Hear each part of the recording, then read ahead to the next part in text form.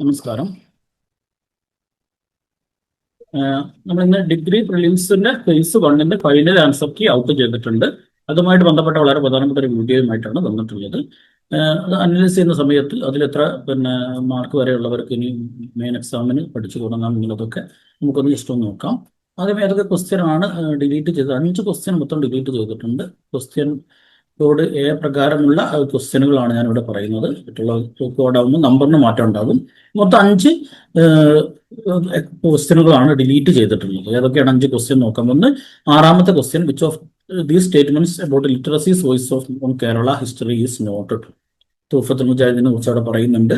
അതേപോലെ കൗടില്യന്റെ അർത്ഥശാസ്ത്രത്തെ കുറിച്ച്, Guruvayur temple records, ആ കാര്യങ്ങളൊക്കെ പറയുന്നുണ്ട്. ഈ ഒരു ക്വസ്റ്റ്യൻ ഡിലീറ്റ് ചെയ്തിട്ടുണ്ട്.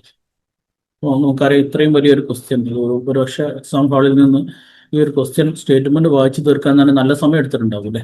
അത്ര വലിയ ക്വസ്റ്റ്യനുകളൊക്കെ ഇടുന്ന ആളുകൾ കുറച്ചുകൂടി ഇത് ശ്രദ്ധിക്കണം എന്നുള്ള കാര്യമാണ് നമുക്ക് പറയാനുള്ളത്. കാരണം ഇത്രയും സമയം കുട്ടികളുടെ കൺസ്യൂം ചെയ്ത് ഇത് കഷ്ടപ്പെട്ട് ഇത് ആൻസർ ചെയ്ത് അവസാനം അത് ഡിലീറ്റ് ചെയ്യാൻ അത്ര കൃത്യമായിട്ടുള്ള ആൻസർ ക്വസ്റ്റ്യൻ കൊടുക്കാൻ പറ്റാത്ത ആളുകൾ ഇത്തരം ക്വസ്റ്റ്യനുകൾ ഇടരുത് എന്നുള്ളതാണ് ഉദ്യോഗാർത്ഥികൾക്ക് വേണ്ടി അപേക്ഷിക്കാനുള്ളത്.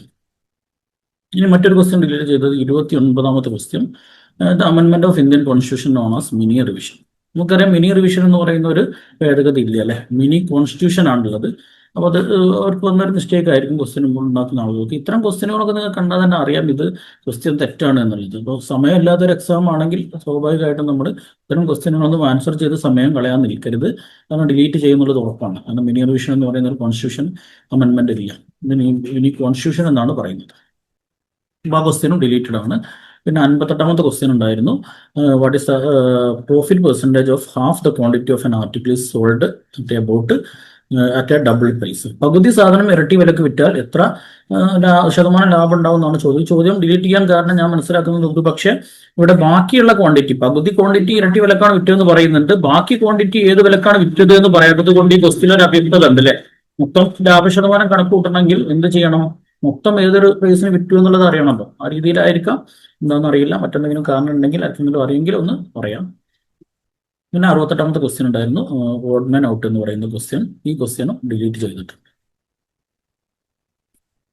പിന്നെ ഒരു 84ാമത്തെ ഒരു ക്വസ്റ്റ്യൻ ഉണ്ടായിരുന്നു, the company celebrated the accomplishment of their goals, choose the antonym of the underlined word. ഈ അക്കംപ്ലിഷ്മെന്റ് എന്ന വാക്കിന് അണ്ടർലൈൻ ഉണ്ടായിരുന്നു, അതിന്റെ ആന്റോണിമാണ് ചോദിച്ചിട്ടുള്ളത്. ആ ക്വസ്റ്റ്യനും ഡിലീറ്റഡ് ആണ്.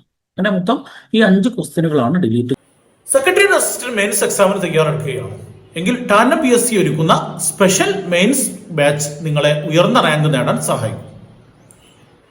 PSCയുടെ പുതിയ ചോദ്യ രീതികൾക്കനുസൃതമായി സ്റ്റഡി പാറ്റേൺ, LSCS പരീക്ഷയ്ക്ക് മുഴുവൻ ഉദ്യോഗാർത്ഥികളും പകച്ചു നിന്ന സ്പെഷ്യൽ ടോപ്പിക് പേപ്പറിനെ ലളിതമായി നേരിടാൻ ഉദ്യോഗാർത്ഥികളെ സഹായിച്ച സ്റ്റഡി മെറ്റീരിയലുകൾ, സർക്കാർ പദ്ധതികളുമായി ബന്ധപ്പെട്ട് 12 വർഷത്തെ പ്രവൃത്തി പരിചയമുള്ള ഡൊമൈൻ എക്സ്പേർട്ട് സ്പെഷ്യൽ ടോപ്പിക്കുകൾ കൈകാര്യം ചെയ്യുന്നതിനാൽ ഏത് ആഴത്തിലുള്ള ചോദ്യം ആൻസർ ചെയ്യാൻ പറ്റുന്ന രീതിയിലുള്ള പഠന രീതികൾ സെക്രട്ടേറിയറ്റ് അസിസ്റ്റന്റ് മെയിൻസ് പരീക്ഷയിൽ ഉയർന്ന റാങ്കിൽ എത്താൻ നിങ്ങളെ തീർച്ചയായിട്ടും സഹായിക്കും. എഫക്റ്റീവായി ടൈം മാനേജ് ചെയ്യുന്നതിന് വേണ്ടിയുള്ള ഓറിയന്റേഷൻ ക്ലാസുകൾ, special topic, general knowledge, general science എന്നീ ടോപ്പിക് ഭാഗങ്ങൾക്ക് പ്രാധാന്യം നൽകിക്കൊണ്ടുള്ള പഠന രീതിയിലൂടെ സെക്രട്ടറി അസിസ്റ്റന്റ് മെയിൻസ് പരീക്ഷ ലളിതമാക്കാൻ ടാൻഡം PSC നിങ്ങളെ സഹായിക്കും. ഇന്ന് തന്നെ ടാൻഡം PSCയോടൊപ്പം ജോയിൻ ചെയ്തിട്ടുള്ളത്. പിന്നെ ഓപ്ഷൻ ചേഞ്ച് ചെയ്തത് ഒന്ന്, 70th അമെൻമെന്റ് പിന്നെ ബാധകമല്ലാത്ത സംസ്ഥാനങ്ങളെ കുറിച്ചാണ് ചോദിച്ചത്. ഓപ്ഷൻ B ആണ് പുതിയ ഫൈനൽ ആൻസർ കീ പ്രകാരം ശരിയായിട്ടുള്ളത്. 1, 2, 4. അത് നാഗാലാൻഡ് ഉണ്ട്, മിസോറാം ഉണ്ട്, മേഘാലയ ഉണ്ട്. ജമ്മു കാശ്മീർ അതോട് ബന്ധമില്ല, കാരണം ജമ്മു കാശ്മീർ ഇപ്പം പ്രത്യേക പദവിയൊക്കെ എടുത്ത് കളഞ്ഞിട്ടുണ്ട്, കേന്ദ്രഭരണ പ്രദേശമായിട്ട് മാറിയിട്ടുണ്ട്. അപ്പോൾ ഇവിടെ സ്റ്റേറ്റ് എന്നാണ് ചോദിച്ചത് തന്നെ, അതുകൊണ്ട് തന്നെ ജമ്മു കാശ്മീർ അവിടെ ഇതല്ല. ഓക്കെ. പിന്നെ 60ാമത്തെ ക്വസ്റ്റ്യൻ പറഞ്ഞത്, what is the minimum number of square tiles required to completely cover rectangular floor measuring 5.25 by 5.10 metre എന്ന് പറയുന്ന ആ ക്വസ്റ്റ്യനും നൺ ഓഫ് ദിസ് ആണ് അതിന്റെ ആൻസർ ആയിട്ട് വരുന്നത്. അങ്ങനെ ഓപ്ഷൻ ചേഞ്ച് ചെയ്തിട്ടുണ്ട്. ഇനി 67ാമത്തെ ഒരു ക്വസ്റ്റ്യൻ ഉണ്ടായിരുന്നു, if you write down the first 100 natural numbers how many times will 8 be repeated. ഇവിടെ ഇത് നല്ലൊരു എന്താ പറയുക, കുറച്ചൊരു ലെവലുള്ള ചോദ്യമാണ്. പക്ഷെ ചോദ്യകർത്താവ് ഉദ്ദേശിച്ചത് നല്ല യഥാർത്ഥത്തിൽ ഇതിന് ആൻസർ ഇല്ല. അത് പിന്നെ പ്രിലിംസ് പിന്നെ പ്രൈമറി കീയിൽ പിന്നെ പ്രൊഫഷണൽ കീയിൽ അത് 20 ആയിരുന്നു കൊടുത്തതെന്ന് എനിക്ക് തോന്നുന്നത് അല്ലേ. 19 ആണ് ആൻസർ വരുന്നത് പിന്നെ ഫൈനൽ കീയിൽ. അതിന്റെ കാരണം നമുക്കറിയാം 8 എത്ര തവണ ആവർത്തിക്കുന്നു എന്നാണ് ചോദിച്ചത്. നമ്മൾ ആദ്യം ഒരു 8 വരുന്നുണ്ട്. ആ 8 വരുമ്പോൾ അതിനെ ആവർത്തിക്കുക എന്ന് പറയാൻ പറ്റില്ല. ആദ്യമായിട്ട് ഒരു 8 വരുമ്പോൾ അതിനെ ഒരിക്കലും ആവർത്തിക്കുക എന്ന് പറയില്ലല്ലോ. രണ്ടാമത്തത് മുതലാണ് ആവർത്തിച്ച് വരുന്നത്. ആ രീതിയിലാണ് അപ്പോൾ അത് 19 എന്ന് വരുന്നത്. ഈ ഒരു ചോദ്യം നിങ്ങൾ എവിടെ അടിച്ചാലും ഗൂഗിളിൽ അടക്കം അടിച്ചാൽ ഇതിന് 20 എന്നുള്ള ആൻസറേ കിട്ടുള്ളൂ. ആ ഒരു രീതിയിലായിരിക്കും ചോദ്യം നിർമ്മാതാവ് ചോദ്യം ഇട്ടിട്ടുണ്ടാവുക. പക്ഷെ ചലഞ്ച് ചെയ്ത സമയത്ത് ആ ഒരു 19 എന്നുള്ള ആൻസറിലേക്ക് PSC മാറി എന്നുള്ളതാണ്. ഇതിൽ നിന്നൊക്കെ നമുക്ക് മനസ്സിലാക്കാൻ കഴിയുന്ന ഒരു കാര്യം, PSC വലിയ വലിയ ചോദ്യങ്ങൾ, വലിയ സെറ്റിൽമെന്റ് ചോദ്യങ്ങളൊക്കെ ഇട്ടിട്ട് അത് ഡിലീറ്റ് ചെയ്യുന്ന സാഹചര്യം ഉണ്ടാകുന്നു. കാരണം കൃത്യമായിട്ട് അതിന്റെ ആൻസർ കൊടുക്കാൻ പറ്റുന്നില്ല. ഇത് ഇന്ന് ആദ്യമായിട്ട് സംഭവിക്കുന്നതല്ല, എല്ലായ്പ്പോഴും ഇടയ്ക്ക് സംഭവിക്കുന്ന ഒരു കാര്യമാണ്.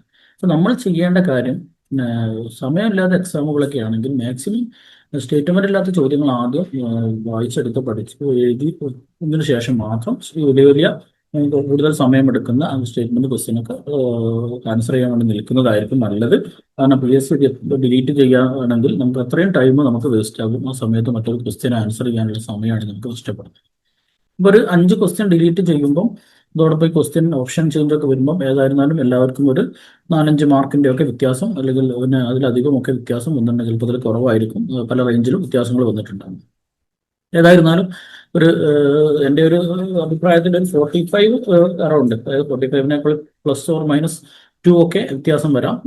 ആ രീതിയിൽ ഉള്ള ആളുകൾ ഒരു 43 മുതലൊക്കെ ഉള്ള ആളുകൾക്ക് പഠിച്ചു തുടങ്ങാം എന്നുള്ളതാണ് എൻ്റെ ഒരു അഭിപ്രായം.